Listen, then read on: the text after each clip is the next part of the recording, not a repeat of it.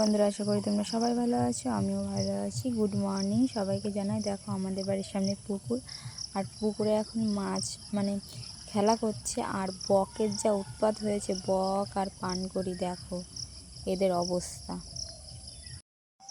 এই দেখো একটা মাছ জল খাচ্ছে, আর এই মাছটা অসুস্থ হয়ে গেছে, আস্তে আস্তে দেখো ডুবে যাচ্ছে।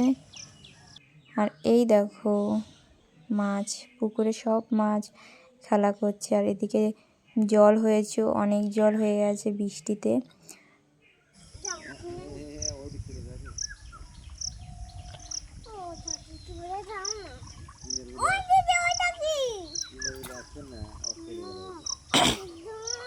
মাছগুলো দেখতে দেখতে দেখো একটা আশ্চর্য ঘটনা ঘটে গেছে। দেখো এই দিকে কমলা মাছ দেখা যাচ্ছে। কমলা মাছটা কী মাছ জানি না। পুকুরে দেখো সব কটা মাছ আলাদা হলেও ওই মাছটা কিন্তু আলাদা।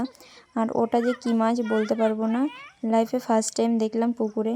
আর এমনি যেরকম রঙিন মাছ হয়, সেরকমই রঙিন মাছের মতো প্রথমে ভেবেছিলাম হয়তো রঙিন মাছ, কিন্তু সেটা নয়।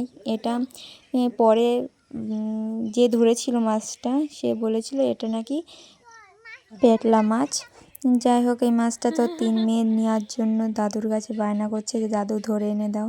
আর ওদের পছন্দ হয়েছে মাছটি। ওরা কিন্তু মাছ খেতে বেশি একটা ভালোবাসে না, কিন্তু মাছটা নেওয়ার খুব শখ ছিল। আর এদিকে দেখো কত বক, যেহেতু মাছ সব ভেসে উঠেছে আর বকের উৎপাত হয়েছে। এই দেখো কত বকগুলো খাওয়ার চেষ্টা করছে। কিছু কিছু বক মাছ ধরতে পারছে। ওই দেখো একটা ধরে নিয়ে উড়ে গেল।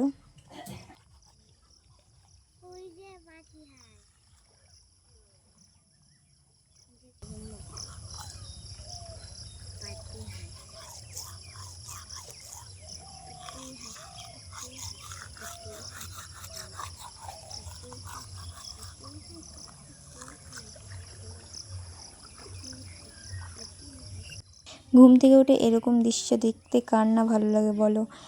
যাই হোক, দেখো কত বক উঠছে, আর চারিদিকে সবুজ, মানে গাছপালা সবুজ, বৃষ্টির জল পেয়ে সবুজ হয়ে গেছে। আর দেখতে কত সুন্দর লাগছে। যাই হোক, ওই দেখো একটা পাতিহাঁস ভাসছে। আর আমি প্রথমে ভেবেছিলাম হয়তো বক ভাসছে, তারপর মা বললো যে বক না, ওইগুলো পাতিহাঁস। আর এই দেখো কত বক, মানে বক ছিল, পানকড়ি ছিল। যাই হোক দেখো,